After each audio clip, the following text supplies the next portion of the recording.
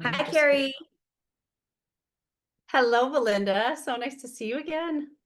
I know it's really great to see you and have this additional time to spend with you to learn more about all the things. I want to start just by introducing you. I'm here with Carrie Crossman of the Innerwork Studio. Carrie is a mom of four who also happens to be a seasoned expert in stress, resiliency, energy healing, and nervous system regulation with a passion for creating inspiring experiences. She started adulting as a genetic counselor, followed by a crazy ride founding a fashion company in NYC that landed on Oprah. This success allowed her to explore her passion for early childhood education and then start an experiential preschool in Los Angeles.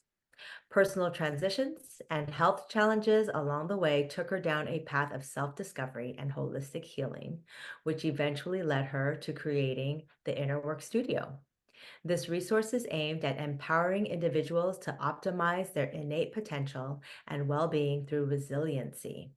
She brings a unique blend of science, educational expertise, and practical strategies to help create harmonious and stress proofed environments inside and out.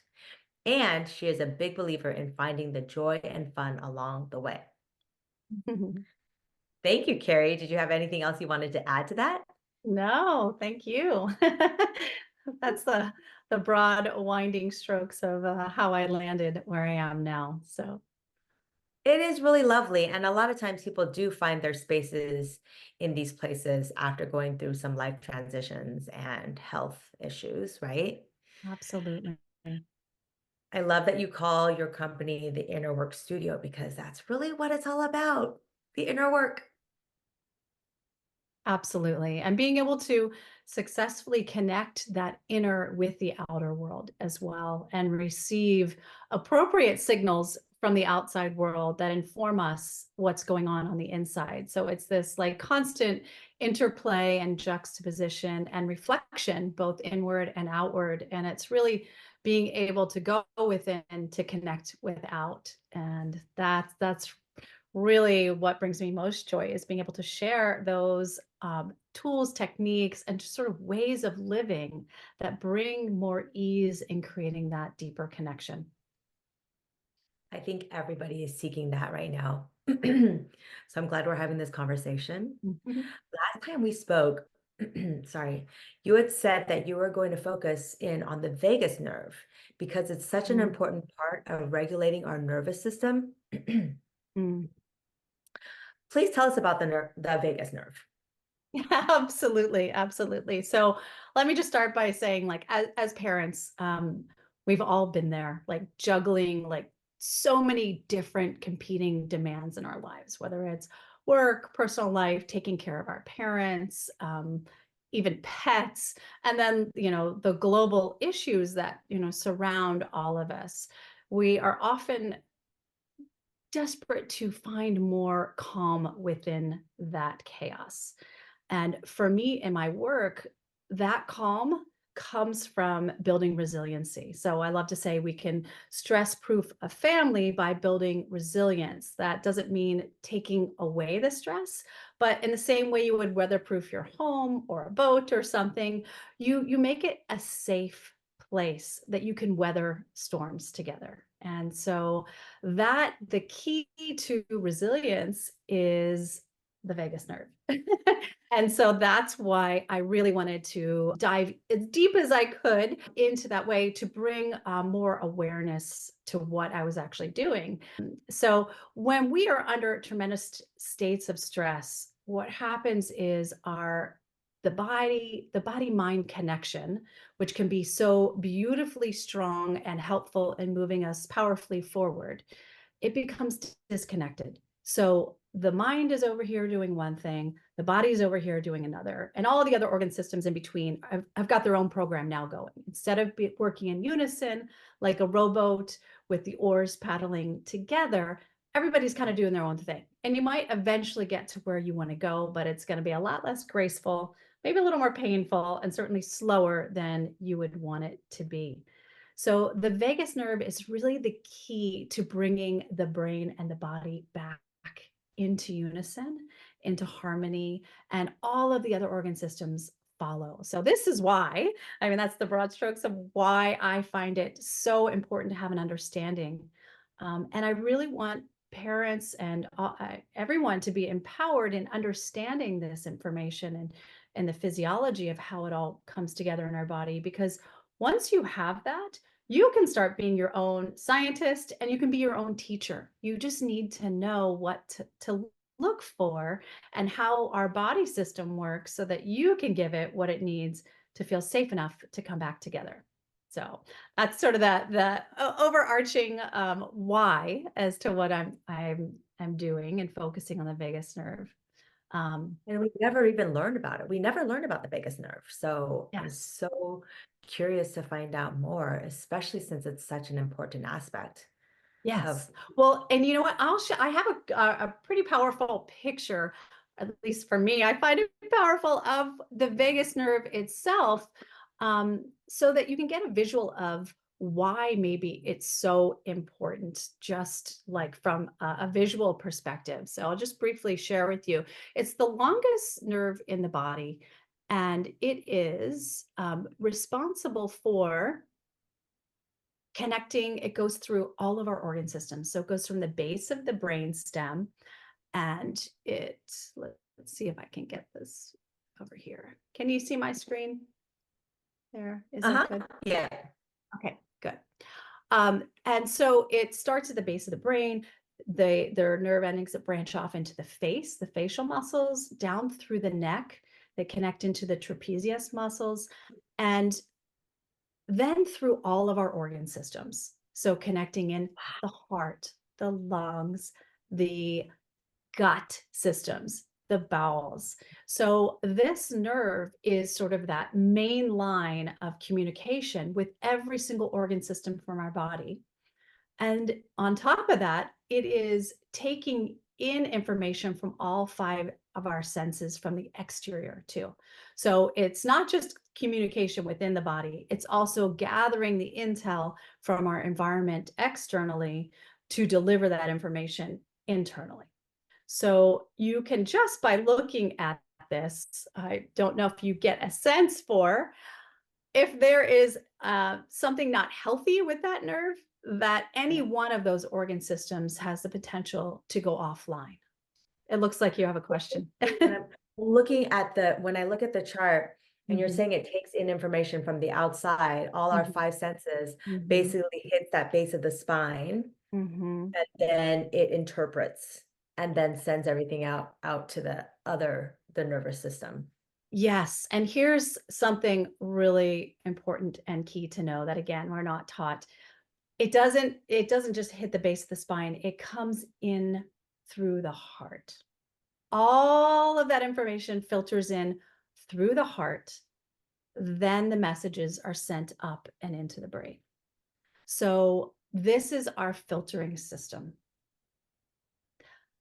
It then gets sent to the brain, and the brain adds its own level of translation and then gives signals. So we have the power to change that signal right here, right?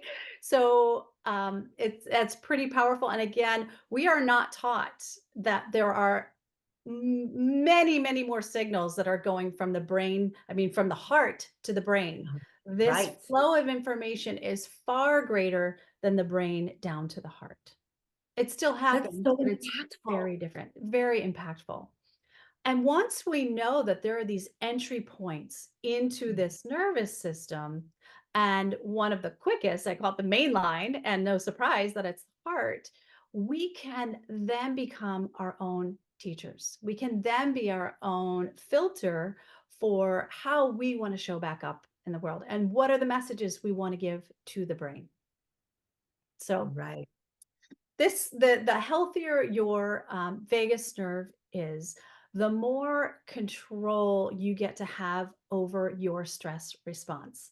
So you may have heard it's not the stress that's happening, it's how you're reacting to it, your perception of the stress. And this is a real key distinction that's becoming, more and more talked about. And I love that because it's so, so important. But even more important is the idea that we can actually then shape our perception of the stress through these entry points into the vagus nerve. So we can regulate our heart rate and rhythms. We can use the meridian points as access into calming the vagus nerve. And we can also use sound therapies. There's this really tiny little muscle in the ear that is responsible for determining if something is a safe sound or a threatening sound. And we can manipulate that with frequency and also feed into the vagus nerve safety and calm. So there are lots of different entry points into the vagus nerve that are at your fingertips, quite literally. There's, Right. no special equipment needed. There's a lot out there right now. You might, once we start talking about the vagus nerve in front of our phone, you're probably going to get lots of interesting Instagram ads for devices and, stimulation and, Not headbands. mine. And not saying there's anything wrong with those, but literally with our own fingers, our nose, our breath, we have so much power to impact what's actually going on inside of our body. And that is how you work with your clients, right? You basically teach Mhm, them all of these tools, and mhm. depending on what they're experiencing, they can tap into these tools on their own. Absolutely. So the vagus nerve sort of gives us the mental framework for understanding what's happening inside the body. And what we can do is bring more health to that and more flexibility to that vagus nerve. And it allows us to move in and out of states of stress with with greater ease. So it's not that we want to eliminate our ability to move into fight or flight or even shut down, but we can more consciously bring ourselves back to a calm state. And I love working with people and helping them understand what are these actual tools that we can use in the immediate. So, like right now in the moment, if you're having a stress, maybe you're in traffic, maybe you're having a struggle with your child, there are definitely tools you can use in the moment. But the real beauty is that when we use these over time, we can actually grow the capacity of our whole system to be able to process stress. So, with the amount of things that are coming at us, like on a daily, maybe sometimes hourly basis, we have really quickly realized we cannot control all the stress that's coming to us. So No. we can say no to a few things here or there, and it's really powerful and it feels good to say no. And it's important to sort of limit our stress. But then we get down to a point where, like, this is, we've got to deal with this. Like, this is our hunk of stress. And it's sometimes just too much for our system, but we have the ability through strengthening that vagal nerve connection to grow our capacity. So it's like a washing machine. When we trade up to a bigger washing machine, we don't have to necessarily get rid of all of our stress, but Mhm. we have a greater ability to process it and to clear it through our system more rapidly. So that's also Right. what I do is I help my clients to process their stress. So some of it is very old stress. It could be from the birthing process, their own birthing process. It could be from early childhood, and all the experiences that they've accumulated related, to stress over their lifetime. We can go in and work to release that and at the same time grow capacity. So, Yeah, and what's interesting about that, I believe, is once you start understanding how to perceive your stress and work through your stress, then you are better able to make decisions that would prevent you from stepping into a stress situation, absolutely. You become right? more attuned.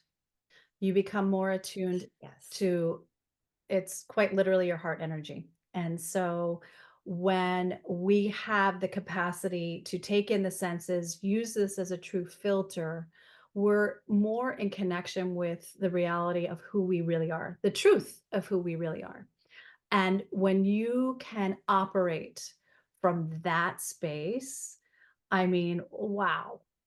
For me personally, the way I'm able to interact in the world and what's most meaningful for me is how I can interact with my children from that deeper, more authentic space, which isn't always pretty. I'm going to be honest.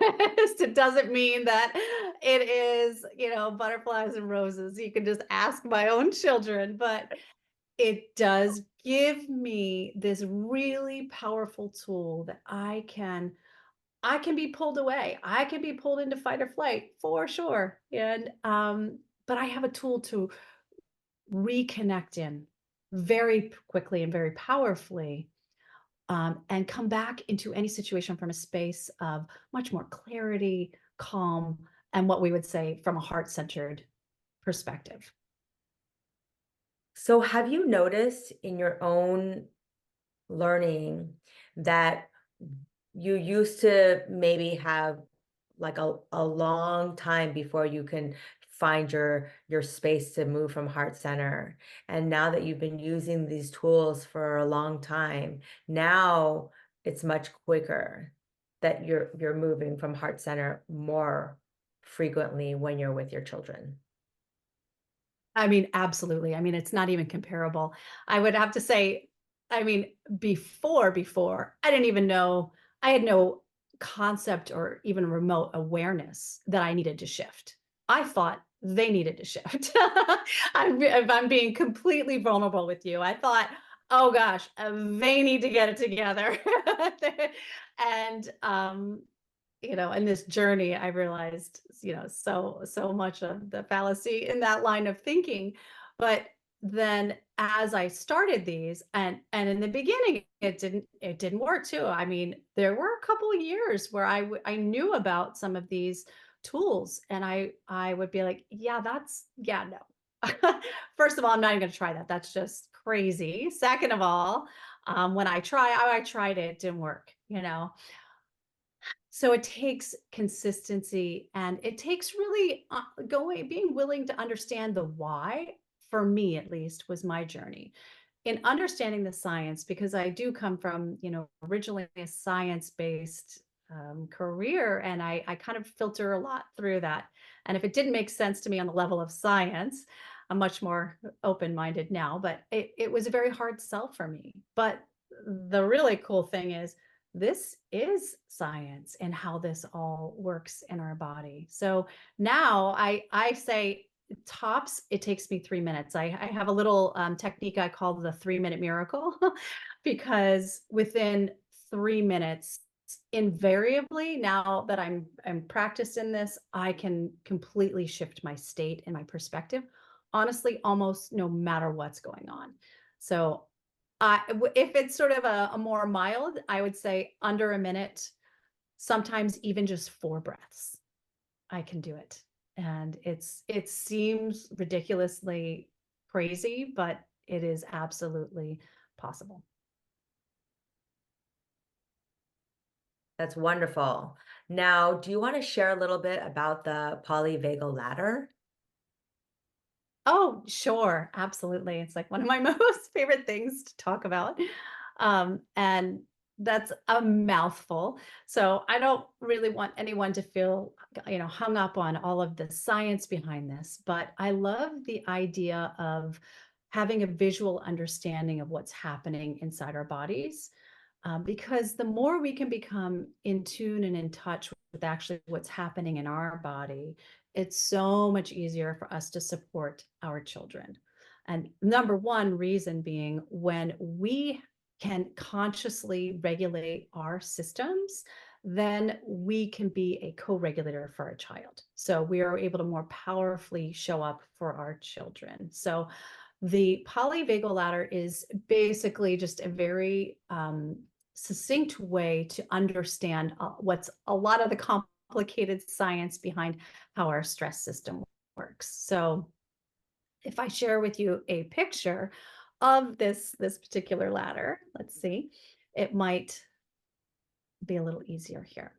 So this is what we call the autonomic ladder. And so if you just kind of don't worry about the words for right now and just focus in on this actual picture of the ladder. And the very top of this ladder is where connection, where social engagement, where the most calm part of our nervous system lies. This is where we're most safe and able to engage both inwardly and outwardly with the rest of the world. So, this is sort of the ideal state that we want to always come back to. This is also considered the most healthy state where normal bodily functions are able to occur. So, normally removing like cells in our body that are not healthy, our cleansing, our detoxing, all our health and renewal lies in this very top of this ladder.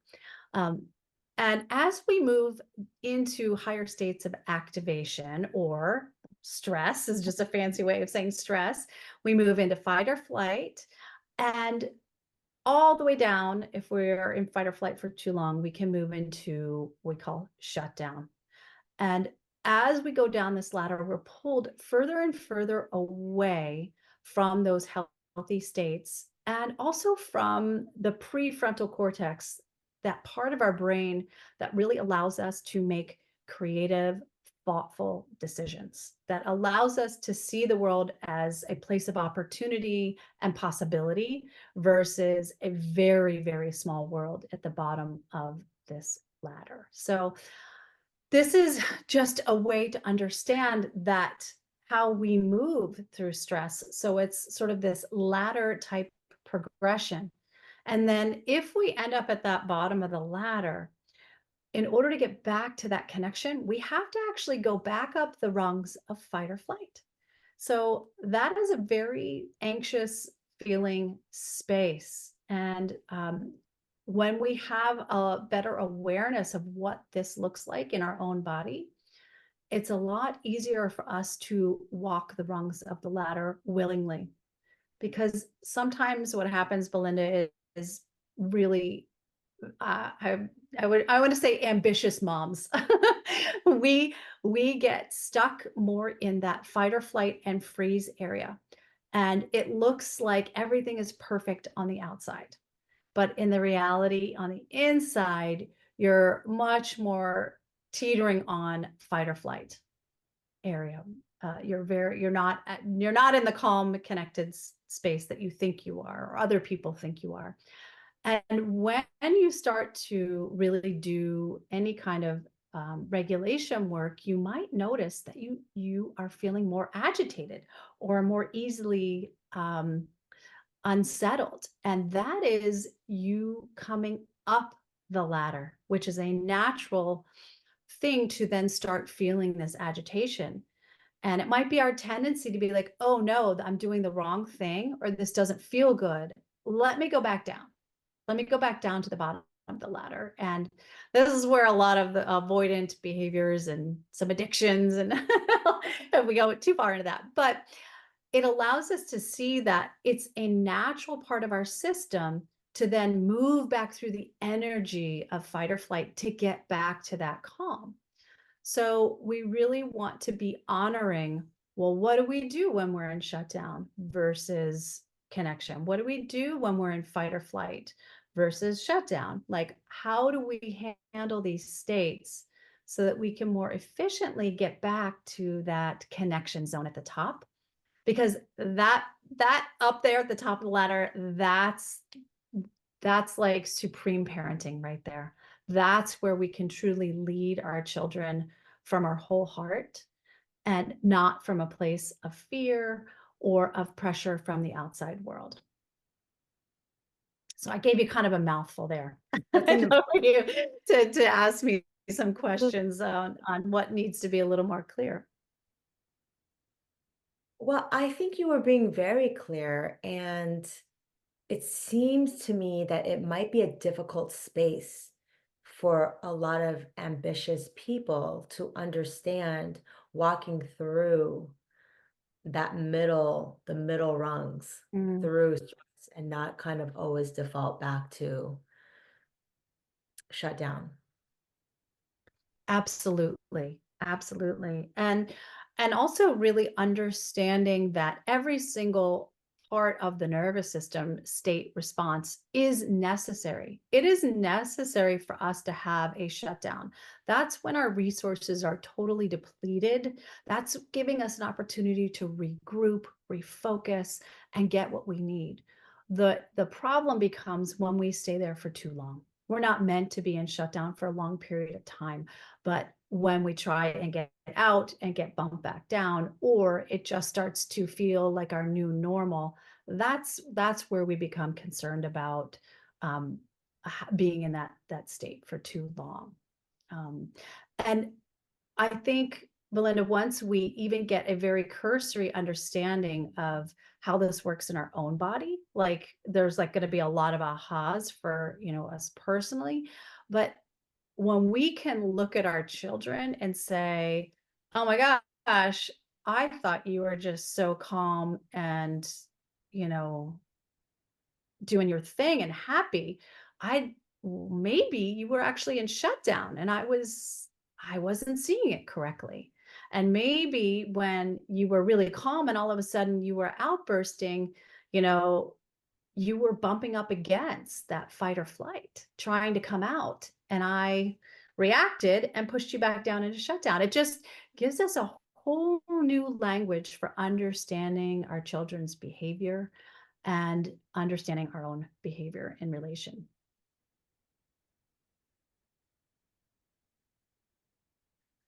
That's really interesting that you bring that up about not being able to recognize shutdown because they're just smiling through it. Mhm. What are the signs? The signs that our kids are in shutdown as opposed to in that fully calm, connected state. Yeah. Um, things don't always match up. So we can look at body language is a huge one. So, I love, I always called it shoulders down. Like right now, feel, yeah, I can see your shoulders are down, Belinda. So much of our lives, we function like this and we don't even notice it. I might be in the kitchen making my favorite recipe, but I'm often like this. That same thing with our children. They have their shoulders up, like looking, and they're almost waiting, but they might have a smile on their face, like you said. Or they might be doing what they're supposed to be doing. So body language gives us a really good sign. Even looking, where is their breath coming from? Is the breath coming from up here, or is the breath coming from the lower belly? I mean, and these are all wonderful things for us to do in understanding our own. I'm going to stop this share real quick. Understanding sort of our own biology. When we see it in ourselves, it's so much easier to start looking for it in our own children. And everybody has a very different, unique stress response. So it is a little bit like studying, ourselves and our children. In like a little bit of a laboratory so that you can start equating what does that look like for you. For some kids it might be a little more obvious, or they might be further into the complete shutdown, which is looking withdrawn, not wanting to engage, not wanting to be a part of things, very far away from that social engagement part of the ladder when you're all the way down there. So maybe not wanting to be a part of things that they used to be a part of, or just having difficulty being in even a small group type setting. Also, having more unpredictable behavior can often indicate that they're in those zones, is that they're either hitting fight or flight from one side or the other. And so we can often see that as well. I want to thank you for mentioning that when we're looking for signs of stress or shutdown in our children, it's a really good exercise to notice everything in our body and how we feel and how we act and how our bodies feel, Mm, because it's so important as parents to really, and you had mentioned this before, we really have to do our own work mm, because it's so much of a tendency to point fingers or direct our energy towards others to try and change them or help them. And especially with our children, we help them most by modeling. Mm, And the only way to model is if we do our own work and see where we are feeling fear or insecure or stress and working through that first before we even have to say anything or work on our children. And even what a lot of people are finding is that when the parents do their own work, there is no work to be done with the children. mm. Oh my gosh. That is the premise of my that really is the premise of my group work that I'm launching and is to really provide this safe container for moms to unfurl and find their own safety within so they can share that with their whole the entire family and model it through the nervous system, and yes, visually and seeing and hearing what's going on, but the reality is this is the nervous system's contagious. Quite literally, the energy of my nervous system can directly impact yours, even through a computer screen. So I can be a co-regulator for you.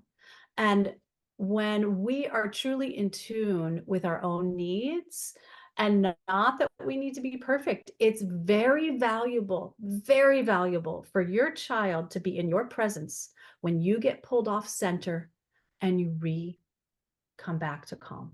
That is one of the most valuable experiences, far more valuable than if you were just steady Eddie, calm mama all the time, because we build our resilience by stress and coming back to calm. And it pushes up against those boundaries and builds our threshold, and say they call it the window of tolerance. Like, it's so we can process so much more, handle so much more when we do that for our children. So it's absolutely truly a gift when as parents that we can be models in all regards. But we have to do the work. You're 100% right. We have to do the work, and it feels so good to do the work. I mean, that's the best part of all, is when parents come to me and they really want help with their anxious child. I mean, they're just, desperate. Parents are like, please, like, help. We just need help with it, help my child. And it used to be a really hard sell, but I only work with children once I worked with parents, because that child truly needs an anchor within their home to come back to. They need that constant retraining to feel safe within their own bodies. And the parents are the perfect person to be able to provide that. And then I will also say all of this deep work within ourselves that we can then understand our children better and provide it for them gives us this incredible power to be an advocate for our child in a way that I didn't know was possible. It's sort of like, before I just had my intuition and I would sort of be mama bear in that, battling the school system or a teacher or, whatever situation on behalf of my child. And all I had really to back me up was, this doesn't feel right to me as a mama. Like there's something wrong here, Um, I can now powerfully walk in, and I do, to a school conference team meeting with my daughter's team, and I can say, okay, so when my daughter is in this nervous system state, this is what it looks like. When she is in this nervous system state, this is what it looks like. And it's going to be a little giggle. She's going to smile, and then she's going to not say anything. So you may be blowing mad steam out of your head and expecting a response out of her, and she's not going to give you one, because she has shut down. She has unplugged from her brain.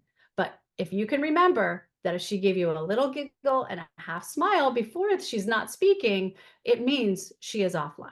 So I will say that ability to advocate for my daughter has been tremendous. And I wouldn't be able to do that if I didn't have this sort of deep connection with what's going on in my own body so that I could understand what's going on in her body.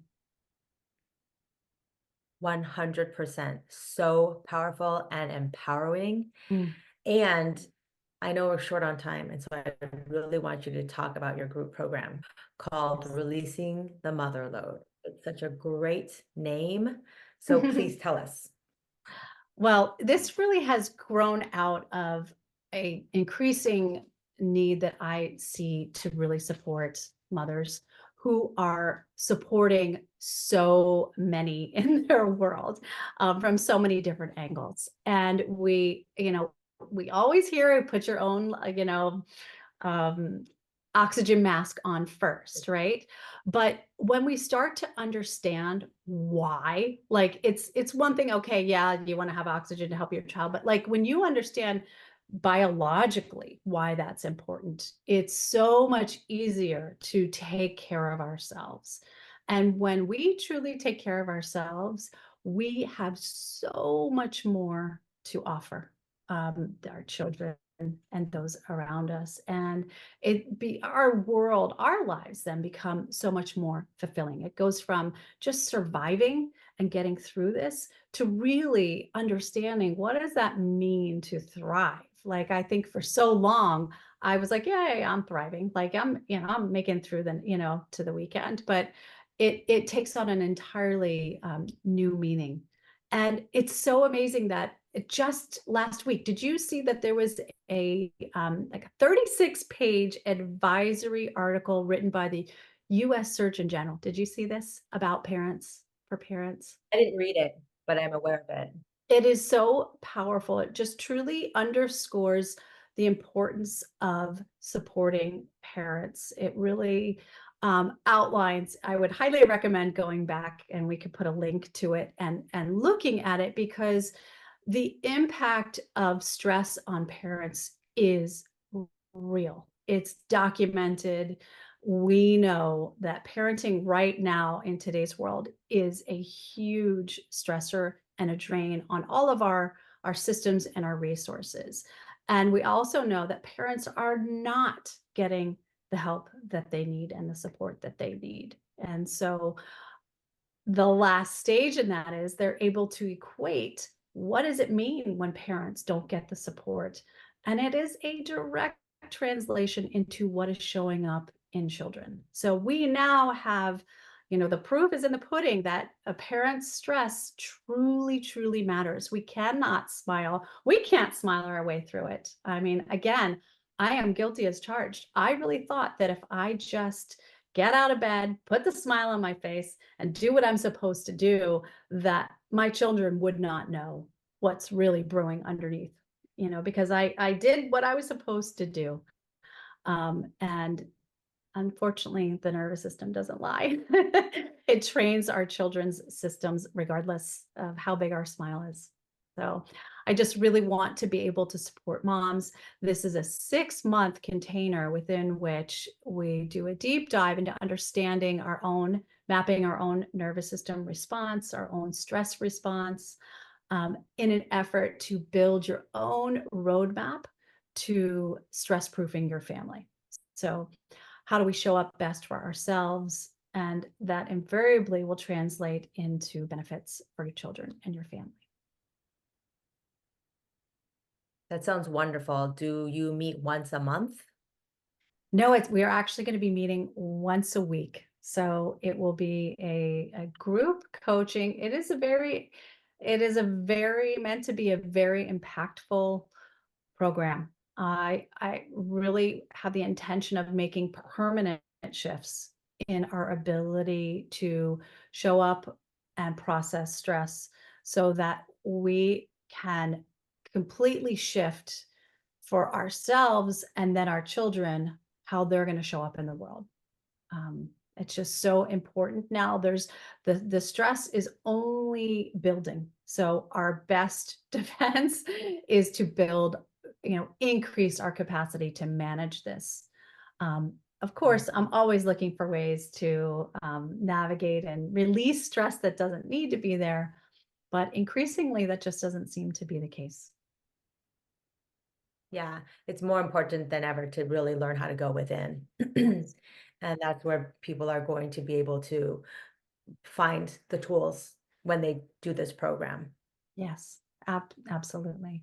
So they'll leave with a very clear understanding of their own stress response, how they can manage stress in the moment, how they can build their resiliency for stress over time.